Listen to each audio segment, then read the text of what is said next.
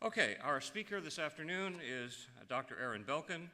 He will be speaking on the subject of the possible repeal of Don't Ask, Don't Tell. I'm getting a lot of credit for being a prophet because you probably know that the chairman and the secretary are testifying as we speak to the Senate Armed Services Committee on this very question. And I haven't been able to watch it, but Aaron was kind of listening to it on the side, so he can probably bring us latest breaking news about where we seem to be heading.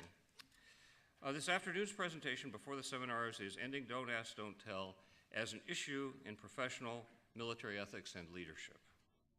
It's a very timely issue in view of President Obama's remarks in the State of the Union address. Presenting for us is Dr. Aaron Belkin, an associate professor of political science and director of the Palm Center at the University of California, Santa Barbara.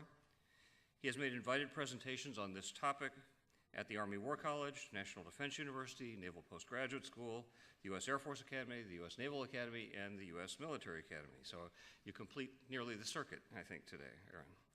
His research has been covered widely by national and international media, and it's with pleasure that I welcome him this afternoon. Aaron.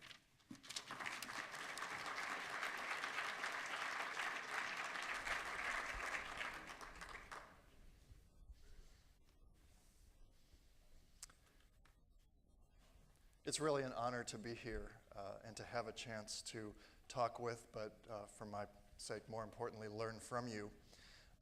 Admiral Wisecup, Professor Cook, thank you so much for your hospitality.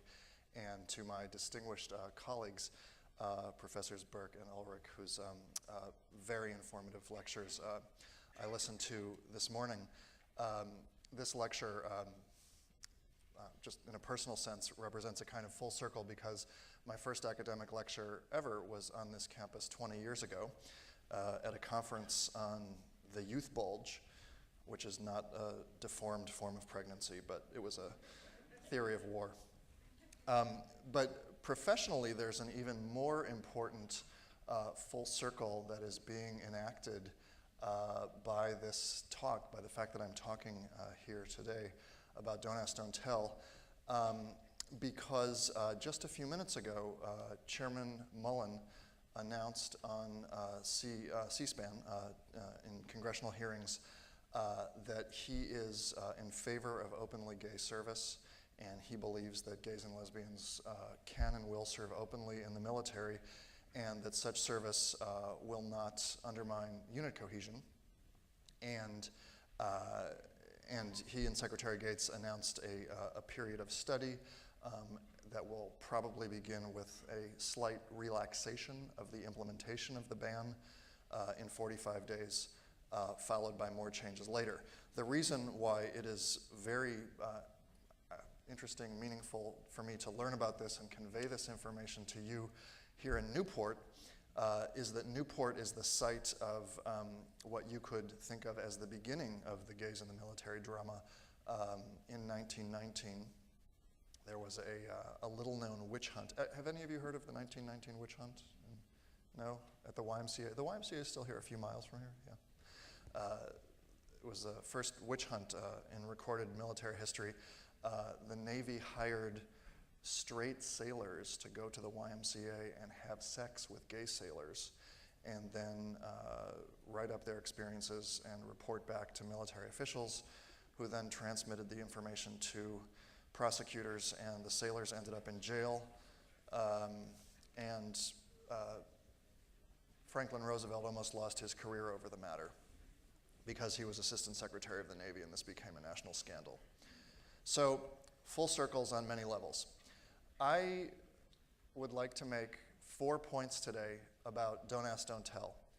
And I am going to try to thread the needle a little bit by, on the one hand, talking within the framework of professional military ethics that is the subject of our deliberations, but also integrating in, through, around that theoretical framework, some discussion of current events, past, present, and future. So here I go, 4 points. My first point is that I would like to talk about the inevitability of policy change. All of you, whether or not you know it, have units and have probably commanded gay service members. Some of you may have reported to gay commanding officers, or you will report to gay commanding officers in the future. And this will continue, but it will continue in a slightly different form in that the gay service members, either under your charge or to whom you report, will be able to utter the words, "I am gay," legally, and they will not be fired from the military. Now, I don't know how long the policy transition will take. It may take 2 years, it may take 5 years, it may take 10 years, but it is inevitable. Why is policy transition inevitable? So I'm kind of leading up in my first point to obviously the more ethical and moral discussion. There are a couple reasons why policy change is inevitable. Most importantly, public opinion. Both speakers this morning spoke at great length about civilian control of the military. It is obviously not the case that the public does or should decide military policy, but in some areas, of course, public opinion does and should have a major role. And on this question, public opinion is settled. More than a dozen national polls have been taken over the last several years, asking whether the public supports allowing gays to serve openly, and between 58 and 81% say yes, gays and lesbians should be allowed to serve openly. Interestingly, a majority of conservatives say gays and lesbians should serve openly. A majority of regular churchgoers say gays and lesbians should serve openly. And 91% of young adults say that gays and lesbians should serve openly. So the public is clearly in favor of movement towards repeal, and there is only so long that public policy can resist the weight of overwhelming public opinion. A second, this is still in my first big point, but a second factor behind the inevitability of change is military opinion. And I'm sure that if we were having a beer, you would tell me about opinions that ran the gamut from peers or yourself or whoever who is in favor of allowing open gay service and those who are opposed to open gay service. So there's still certainly a range of opinion in the armed forces. But opinions have nonetheless shifted significantly. Admiral Mullen, again, is the first currently serving chairman of the Joint Chiefs of Staff to say that he believes open gay service is doable and would not harm the military. But former chairman of the Joint Chiefs of Staff, John Shalikashvili, has said the same thing. Indeed, he just released a statement in which he said the time is actually now to allow gay service. Before him, Admiral Crow had endorsed gay service. And opinion polls of the military show a softening of resistance over time. At this point, about 3/4 of the military say that they are comfortable interacting with gays and lesbians. And of those who are uncomfortable, only a small minority are very uncomfortable, kind of over my dead body types. This is very different than the climate you had 17 years ago when the debate came up last time. At that point, about 16 or 17% of the military favored allowing gay service. So military opinion has shifted. And in fact, the fact that I'm here reflects a shift in military opinion. Martin, you published the title of my talk in the conference program with, I believe, the wording gays in the military in the title. You probably remember the first time I gave a lecture at a military university was at the Army War College, and you were in the audience, and the lecture had to be titled Social Problems in the Military. And in fact, the administration was embarrassed to have a gay speaker, even though they had me, and so they had a panel of people speaking about gays, but they put this poor woman on the panel whose job was to speak about disability in the military because they wanted to prove that the panel was really not about gays, it was really about social problems. And we don't do that anymore. So military opinion has shifted. A third factor that supports my claim about the inevitability of policy change is media opinion. And you can criticize the liberal media, you can say it's unfair, you can say that the policy is Congress's fault and not the military's. There is a grain of truth, if not more, in all of those ideas. That having been said, I have been unable to locate a single editorial page among any major newspaper anywhere in the country that supports Don't Ask, Don't Tell. And in fact, I did a survey of several hundred small-town conservative newspapers that supported President Bush in 2004, and even among those small-town newspapers, only 11% favored Don't Ask, Don't Tell. I have been unable to find a single editorial from any newspaper anywhere supporting Don't Ask, Don't Tell at any time over the last 6 years, and I've looked. And there have probably been about 100 editorials calling for the end of Don't Ask, Don't Tell. Some op-eds favor Don't Ask, Don't Tell, but no editorials. So military opinion, media opinion, public opinion, international practice, 25 foreign militaries now allow gays and lesbians to serve. Our coalition partners, the Brits, Canadians, Australians, Israelis. You can see which way the world is moving. We are going to move there too. So change is inevitable. I want to make a second point, kind of sticking a little bit with public policy and current events before taking a more theoretical turn into discussion of ethics and morals. I want to claim that policy change, even for those of you who oppose it, even those of you who are morally opposed to homosexuality, that the policy change will actually make your lives easier. And I think the best story to illustrate how and why that's the case comes from a military doctor in California. And I'm not going to reveal name, base, any details, but it is a true story. The doctor was doing his rounds one night in a military hospital, and the nurse who reported to him accidentally administered a near lethal dose of a drug to one of his patients. She almost killed him. I think the dose was something like 10 times too high. The doctor discovered what was going on. The problem was solved. The patient is safe. But the doctor, of course, needed to report the nurse. This was a serious performance, readiness, unit quality issue, whatever you will. But the nurse knew that the doctor was gay and said, "Remember, doctor, don't ask, don't tell." The doctor then knew that if he reported what had happened, he would be fired from the military. And he would not only be fired, but he would have to pay for his medical education. He'd have to pay the government back for his medical education because of the recoupment policy. Stories like this have been documented across the services. They happen every day. The policy makes it very hard for your gay and lesbian peers to do their jobs.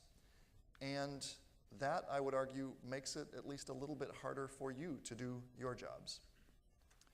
The anecdotes, and I acknowledge these are anecdotes, but there are a lot of them. The anecdotes that I'm getting from service members coming back from Iraq and Afghanistan are that openly gay service members who are known by their units to be gay are not encountering problems. They're not encountering harassment, bullying, discrimination, anything. There's a regulatory and legal sword over their head, but day-to-day practice is okay.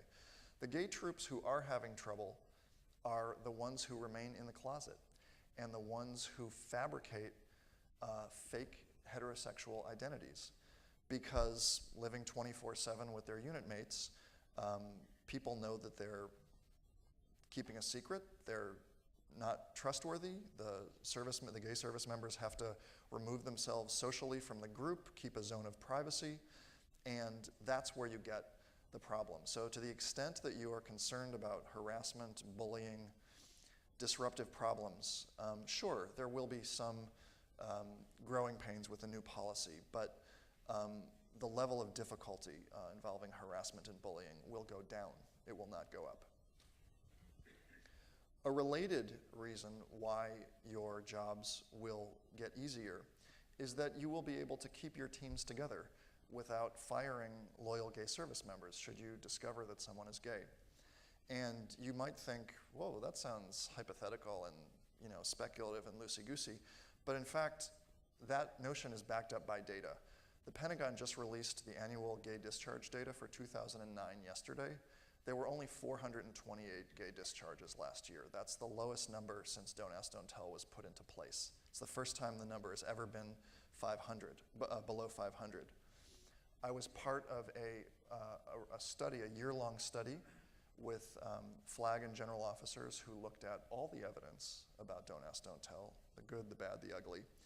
And they interviewed officers who had come back from Iraq and who said, you know, my sergeant was gay, but firing her would have destroyed my unit, and so we kept her on board. So commanders are already keeping their teams together and ignoring the law. That's why discharge rates are going down.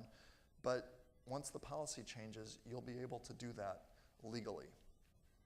This is not going to be like gender or racial integration, both of which I, of course, support, but both of which were difficult, obviously.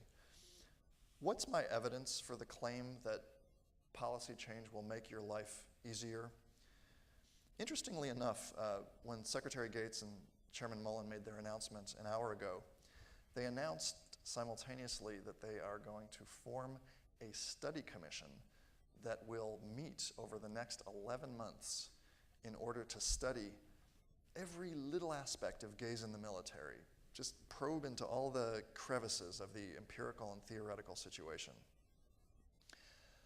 And they said that such a study is needed because the military has never studied this issue. That is patently false. There is a mountain of evidence supporting my claim that policy transition will make your lives easier, and much of that research was conducted by government scholars, including military scholars. Just to give you a sample of the studies on that list, the Crittenden Report from 1957, a Navy study, gay troops don't present a security risk. The Perserec study of 1988, Perserec is a Defense Department think tank out in Monterey, California, found the same thing as Crittenden, and also found that the rationale for discrimination was unfounded and not based on evidence. 1992, a third study, GAO, Government Accountability Office, concludes that the military must reconsider the basis of the gay exclusion rule. 1993, another GAO study, 4 foreign militaries. The presence of gays in the military is not an issue and has not created problems in the functioning of these units. A fifth study, 1993, the RAND Corporation, not an official government entity, but a military-oriented think tank that was birthed by the Air Force. The study involved 70 social scientists, based its evidence on 6 countries and data analysis from hundreds of studies, and concluded that sexual orientation was not germane to military service and that the ban should be lifted. A 1994 study by the Canadian military, of the Canadian military by the US Army Research Institute, found that the predicted negative consequences of ending Canada's gay exclusion did not materialize. A 7th study, the British Ministry of Defense, in the year 2000, found, after a service-wide assessment, that its new policy of equal treatment was a solid achievement with no discernible impact. More studies, a 2008 report that I just mentioned by general and flag officers who looked at all the evidence and concluded that allowing open gay service would pose no risk. A 2009 statistical analysis, which for the first time ever tested the relationship between whether there are gays in a unit and what the quality of that unit is, found no statistical relationship. On and on and on we can go. The issue has been studied to death. I'm not going to claim that there is zero evidence to support the contention that repeal of the ban would be problematic, but using any common sense preponderance of evidence standard, it is absolutely clear what the evidence says, which is that at very least policy change will not complicate your lives, and it will probably make your lives a little easier. Okay. I would like to transition to my third point and get into some of the moral and ethical implications of open gay service and of this issue. These are the empirical issues are not complicated. The moral issues and the ethical issues, I would argue, are a little bit more difficult to think through. So what about those of you in the audience who disapprove of homosexuality and who disapprove of it so much that you think gays are perverts in uniform, they've made a disgusting life choice, their behavior, our behavior, is not condoned by the Bible, the military is a bastion of honor, and open gay service is inconsistent with that tradition of honor and morality. I want to spend a few minutes kind of talking with that imaginary partner in conversation. And here's what I would say to him or her. I would say that professionalism, as defined by Professors Burke and Ulrich and other theorists of civil-military relations, depends heavily on keeping your private morality and the discharge of your duties separate. This is not to say that the military is not a bastion of morality and honor. I agree that as an organization, it is. And there are and should be military laws and regulations that reinforce, that establish and reinforce that sense of honor and morality. That having been said, when it comes to personal morality, I would argue there is a difference between discharging one's duty as an officer and following the guidelines, laws, and rules of constitutional authority on the basis of your morality versus doing so in a morally neutral way. The former of which is inconsistent with professionalism, the latter of which is, I would argue, the definition of professionalism. Because think of what would happen if all of you got to use your personal codes of morality to determine how you treat your peers. Consider, for example, that the military very openly includes felons, convicted felons, people who have been convicted of things such as making terrorist threats, carnal knowledge of a child. Many of you probably morally disapprove of such conduct, but you have to treat such individuals on an equal basis with everyone else. Promiscuous heterosexuals, the Department of Defense's own annual health surveys find an incredibly high rate of heterosexual promiscuity in the military, and yet you have to treat promiscuous heterosexuals on an equal basis with everyone else. Some of you may find atheists to be immoral.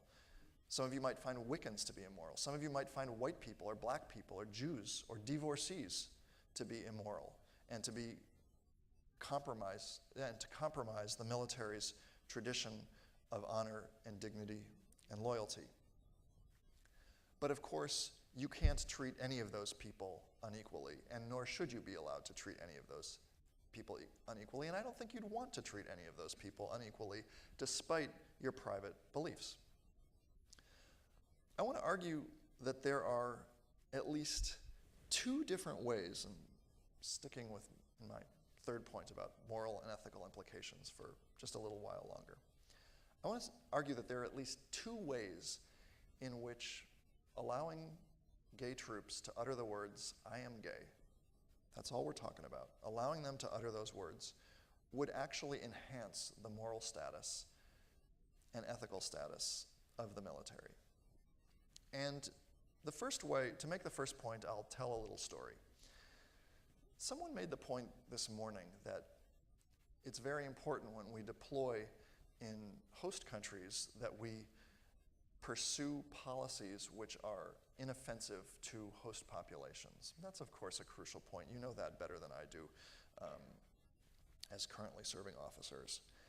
You can certainly tell a story about homosexuality in Iraq and Afghanistan such that it would be quite offensive to host populations in those countries if our military allowed openly gay people to serve in the field.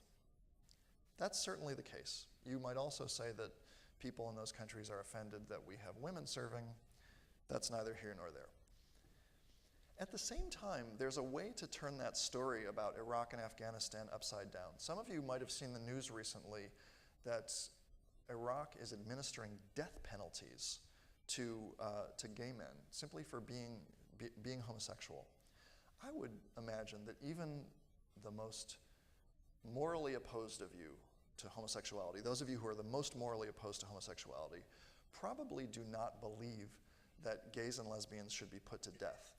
But what kind of leadership, and in fact there was international condemnation of Iraq when this story broke, but what kind of leadership can the US provide in such a situation when we ourselves discriminate against this class of individuals? I would argue that our capacity as a nation to provide moral examples, to set a moral example, and to engage in moral diplomacy will be enhanced because we will be living up to the ideals of democracy in terms of treating everyone equally, everyone who can do the job equally, not discriminating on the basis of identity. So that's the first way in which I would argue that policy change will enhance the moral status of the military. The second way in which the policy will improve the moral status of the forces is that the status quo is immoral. I want to argue that don't ask, don't tell, and the current policy is unethical and compromises the military's emphasis on honor. Here, I'm borrowing from the thesis of a former West Point cadet named Alexander Raggio, who wrote a thesis arguing that don't ask, don't tell undermines, he was talking about the Army, but undermines the Army's sense of honor and code of honor. And West Point turned around and gave Raggio an award for best undergraduate thesis in his department. So I want to kind of amplify and echo some of his arguments in response to Professor Ulrich's question this morning. How far do you go when you advocate for policy? How far should you go when you disagree with what the civilians are doing and you provide an alternative response? I want to claim that don't ask, don't tell is an example when the military didn't just cross that line a little bit, but it crossed that line so far that the military subverted its own professionalism and moral and ethical sense. And the reason I make that claim is that all of the evidence that I've seen, and I've seen a lot, and this is evidence I'm going to read to you in a minute. It was researched by my colleague, Dr. Nathaniel Frank. But all of the evidence I've seen is that military leaders who advocated for the creation of Don't Ask, Don't Tell knew full well that there was no evidence whatsoever that gays undermine unit cohesion. But they used those arguments in a cynical, dishonest way to mask the real reason for opposition to gays and lesbians, which was moral disapproval, or you could say animus. And indeed, Professor Anne Loveland, in her fantastic and very balanced history of evangelical chaplains, tells a story about the debate at the Pentagon in 1993. President Clinton was trying to compel the Pentagon to lift its ban, and the evangelical chaplains were furious because they wanted the chiefs to go to the Hill and to make the argument that gays should be banned from the military because we are perverts in uniform. God will exact his revenge on the United States if we deviate from the path of righteousness, and such immorality cannot be permitted in the ranks. The chiefs responded by saying, we know, but that language will never fly on the Hill. So instead, we're going to speak in the sanitized language of unit cohesion and military readiness, and that's how we're going to win this debate. Well, the chaplains were furious. The chiefs prevailed, both internally and on the Hill. And let me read to you some examples of the extent to which there was simply, the debate was completely cynical. There was no evidence whatsoever internally about unit cohesion. This was all based on morality. So Admiral John Hudson retired. He was a two-star. He was Navy JAG. He was a supporter of the gay ban in internal discussions in 1993. And he has now testified that senior military leaders often exaggerated the risks to unit cohesion while minimizing the true religious and cultural basis of their opposition to gay service. He observed Navy leaders declined to discuss the issue in terms of morality, even though moral animus against homosexuality was the real reason they resisted the change. General Robert Alexander, he was the head of the military working group. This was the Pentagon working group that was tasked with responding to Clinton on gays in the military. He has now admitted that the members of the group did not understand what sexual orientation was and had to define it in the first few sessions to figure out what they were talking about. And when he warmed up to the idea of letting gays serve, he was removed from his position. He now admits that the military working group thought they knew the results of what was going to happen before they met, and it was going to be very difficult to get objective, rational review. He said that passion leads and rationale follows. Yet another example, Vince Patton, E10 in the Coast Guard, highest ranking enlisted person in the Coast Guard in 1993, also a member of the military working group, said that the group, quote, had already made a decision about what they were going to do before the meetings. The group's leaders did not weigh research and instead met behind closed doors and made decisions based on anti-gay stereotypes and resistance to any outside forces that challenged military tradition. I have pages and pages and pages of quotes of people who were participants in those deliberations who acknowledged that they and or their peers were motivated by disapproval of homosexuality and that there was no empirical evidence to sustain the language about unit cohesion rationale. So the military, in other words, advocated fiercely for a position to civilian politicians on the basis of an untruth, the untruth being that gays undermine unit cohesion. If they had been honest, military leaders would have gone to the Hill and said, we oppose open gay service because homosexuality is immoral. Now, whether that would have been crossing a line is another question, but I think in response to Professor Ulrich's question, how far do you go with advocacy, she answered that sometimes it's hard to have hard and fast rules of when advocacy is okay and when it's not, but I would say that if there's one thing we can agree on, it's that when the military advocates to civilians, it should at least be advocating on the basis of data and truth, and not cynicism. Why exactly did the debate unfold the way it did? Here I want to make a claim that's somewhat incendiary, but I believe it to be the truth, and so I'm going to make it. And this echoes some of the discussion earlier about the civil-military gap. But I want to argue that in some cases, not all cases, but in some cases, military leaders prefer so much, feel so strongly about having the military be a bastion of conservative values. And I say conservative intentionally, not just honorable values, but conservative values. The military leaders feel so strongly about using the military to serve as a bastion of conservative values that they put that preference over the requirements of national security. This was apparent clearly when General McPeak, former Air Force service chief, was asked during a congressional hearing, if you had two pilots, a woman and a man, and the woman was better than the man, and you could only keep one of them, who would you keep? And McPeak said, the man. And I think it was Senator Kerry asking the question. It was a long time ago. Senator Kerry asked the question, said, really, so you'd prefer a detriment to performance and readiness over your traditional values? I mean, over having a woman? And McPeak said, yes, I would. That's just my traditional values. It's also apparent, I think, when we fire desperately needed Arabic gay linguists simply for being gay.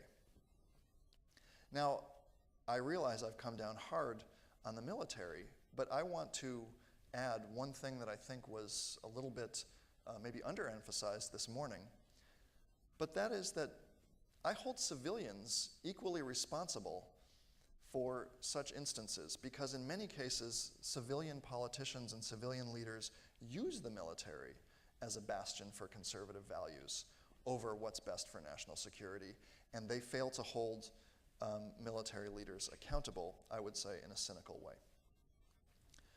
I want to go to my fourth and final point, which is a point about implementation, and then I'll stop and take questions for a few minutes. I've argued that policy change is inevitable. I've argued that policy change will be good for you and good for the military. I've argued that the status quo is immoral.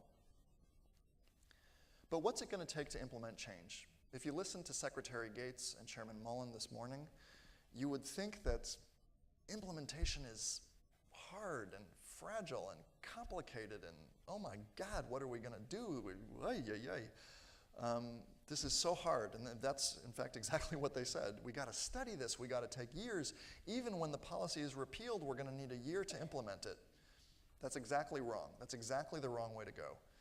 By slow rolling the implementation process, you expose the military to risks that would be avoided if you used a snap of your fingers approach. And indeed, the RAND Corporation and all the other research on the issue says that once a decision to include gays and lesbians has been made, do it quickly.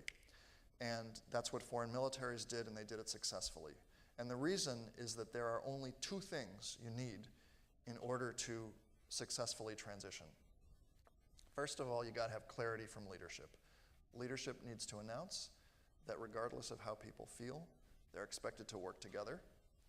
They can hold on to their private views, but if they don't work together as equals, that will not be tolerated.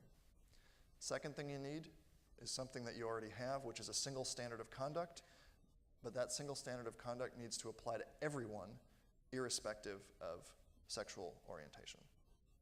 In a decade of working all day, every day on this issue, I have never once met a gay service member who wants to disrupt her unit.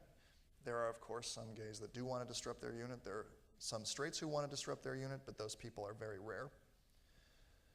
Gay and lesbian service members simply want the right to say, quote, I am gay, unquote, and not be fired. Some policy changes are difficult. This will not be one of them. Thank you.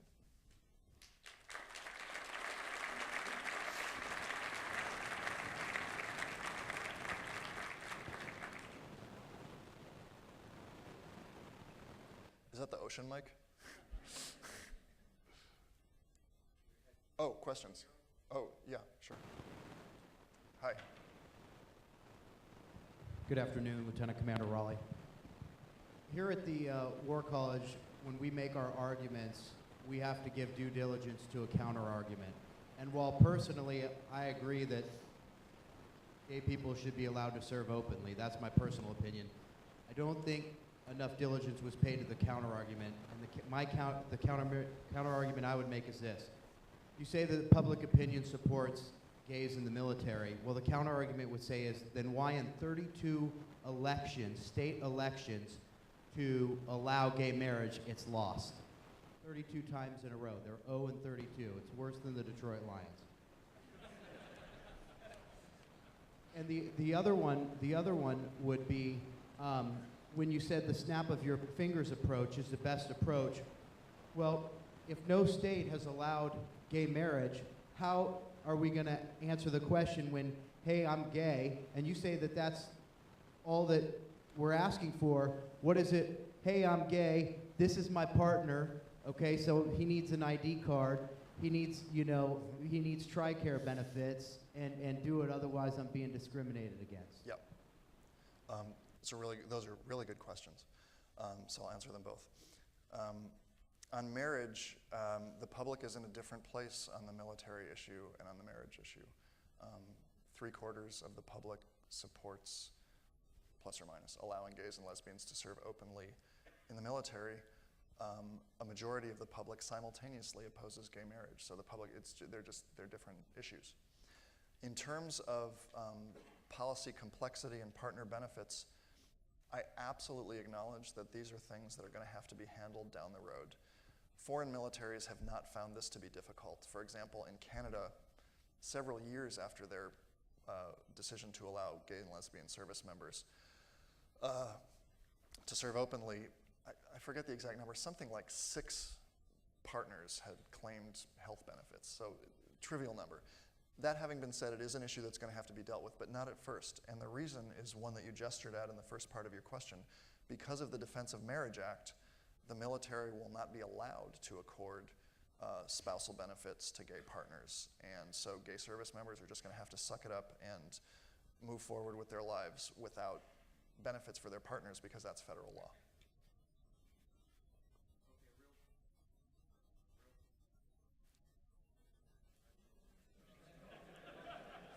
Real quick, I mean, just with when you talked about health benefits, I mean, Canada, almost every other country has socialized medicine. Yeah. So, I mean, of course they're not going to say benefits. Yeah. I mean, I don't know if that really holds. I'm just saying these are the questions that have to be answered. Yeah. It's a fair point, but for an organization as brilliant as the military, with all, I mean, you have more capacity than anyone in the United States. This is not a rocket science problem. Unmarried straight partners. Yeah, I mean, you could think of the situation in terms of rights accorded to unmarried straight partners, but it's fair that there will be issues to talk about, but so maybe I oversimplified, but that said, I don't think I oversimplified much, but I hear you.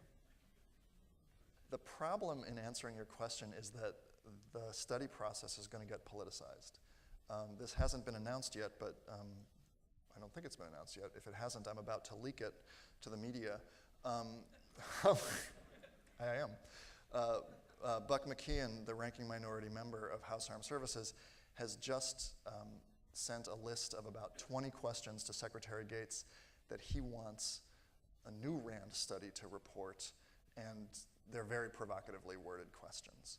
And whether or not you agree with McKeon or agree with me that the questions are provocative, the point is that there is no objective answer to your question because partisans on both sides are going to try to politicize the study process. So Secretary Gates acknowledged that possibility and said as much as possible he wants the study process to minimize the influence, minimize the possibility of polarization creeping in, but I don't see how you can. So in a theoretical kind of on the blackboard world, I would say put the experts in the study commission in a room with all the evidence, as other commissions have done, like the flag and general officers. Let them see all the evidence, all the polls, all the studies, good, bad, and ugly.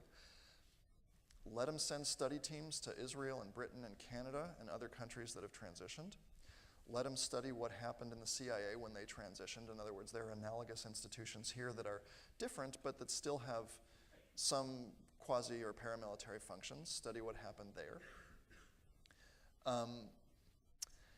And after you've done, and actually also study the situation in the US military. In other words, when the ban has been relaxed here, because there are a lot of gays serving openly in their units. And just don't be afraid of the evidence, look honestly at the evidence, and then come up with your determination on the blackboard. But in real life, I don't know what to say because I think that the study commission is going to become a political football.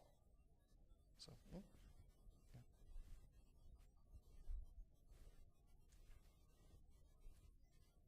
I'm good to go. Oh, sorry. I'm not.